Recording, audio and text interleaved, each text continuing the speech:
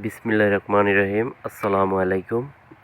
তো দেশি মুরগিকে লিভার টনিক কীভাবে খাওয়াবেন, 2 লিটার পানির সাথে 2 ml দিবেন। তো এখানে হচ্ছে আমি এই যে 2 ml দিছি 2 লিটার পানির সাথে, ঠিক আছে।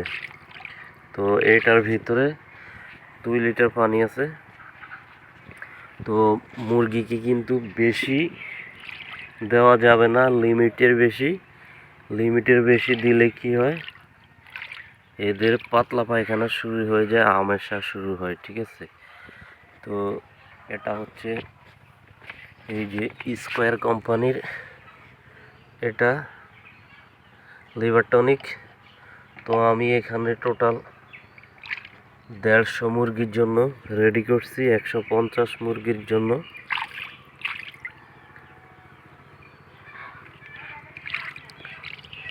এই যে লিভার টনিক দেওয়ার সাথে সাথে পানিটা কিন্তু একদম পুরো হলুদ হয়ে গেছে।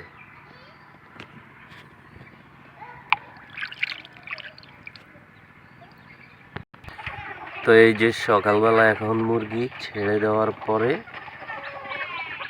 প্রথমে আমি একদম ফ্রেশ পানির ব্যবস্থা রাখি, যেহেতু আজকে লিভার টনিক দিছি। তো এই জন্য ফ্রেশ পানি দেওয়া হয় নাই।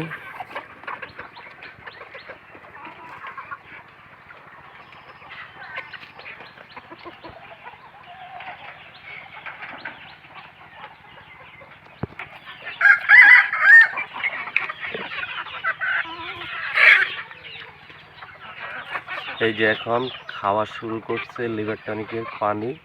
তো এই 2 লিটার পানি কিন্তু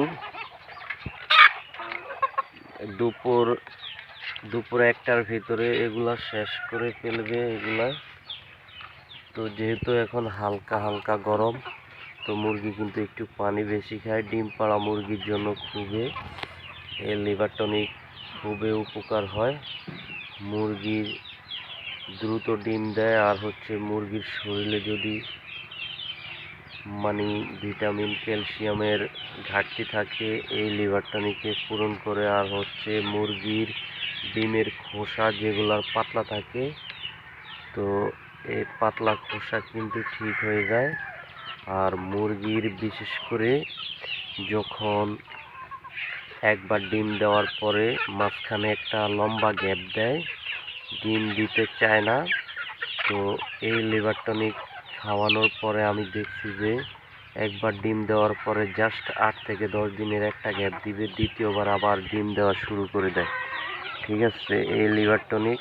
আর এটা 3 দিন খাওয়াবো, 3 দিনের পরে আবার জিঙ্ক 3 দিন খাওয়াবো, ঠিক আছে। আবার 10 দিনের একটা গ্যাপ আবার শুরু করব, এইভাবে খাওয়াতে হয়।